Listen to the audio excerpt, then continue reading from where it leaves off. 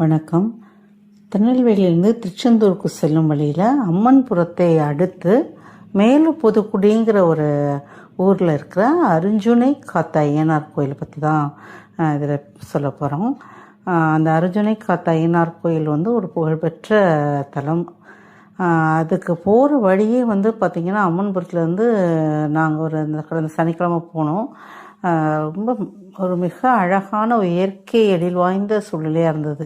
நல்ல வாழைத்தோட்டங்கள், அப்புறம் பசுமையான வயல்வெளிகள், இந்த மாதிரி இது வழியாக போகும்போதே அந்த ஒரு ஜிலு ஜிலு காற்று அது எல்லாமே ரொம்ப நல்லா இருந்தது. அந்த கோயிலில் பார்த்திங்கன்னா ரொம்ப ஒரு அழகான ஒரு சுனை இருக்குது. அந்த சுனை அந்த சுனையில் கொஞ்சம் தள்ளி போகும்போது ஆழம் அதிகமாக இருக்கும். நீச்சல் தெரிஞ்சவங்க போகிறாங்க. ஆனால் நல்ல படித்துறைகள் இருக்குது. ஒரு 8-10 படி வரைக்கும் இருக்குது. நம்ம கொஞ்சம் நீச்சல் தெரியாத கூட அந்த படிக்கட்டில் உட்காந்து அழகாக குளிக்கலாம். சுனை தண்ணீர் ரொம்ப நல்லா இருந்தது. அதை குளிச்சு நாங்கள் வந்தோம் எல்லோரும். சின்ன குழந்தைய கூட நான் பாதுகாப்பாக அந்த படிக்கட்டில் உட்கார வச்சு. ஐயனார் மூலவர் பூர்ண புஷ்கலிடம் அமர்ந்த கோலத்தில் இருக்கிறாரு. பரிவார தெய்வங்களாக பேச்சியம்மன், பரமேஸ்வரியம்மன், தழவாய் மாடன், வன்னியடிராஜன், கருப்பசாமி, சுடலை மாடன், இசக்கியம்மன், பட்டாணிசாமி, முன்னோடி முருகன் இவங்கெல்லாம் அருள்வாளிக்கிறாங்க. இங்குள்ள சுனையில் குளித்தாலும் தீராத பிணிகளும் விலகுங்கிற நம்பிக்கை நிலவுகிறது. பட்ட கடன் தீரவும் இட்ட துயர் மாறவும் தலம் அருஞ்சுனை காத்த ஐயனாரை வழிபட்டால் அவை மாறிவிடுகிறது. துன்பங்களை நீக்கி அருமையான வாழ்க்கையை அருள்கிறார் இந்த அருஞ்சுனை காத்த ஐயனார். நிலைப்பாடுகளும் ரொம்ப அழகாக இருந்தது.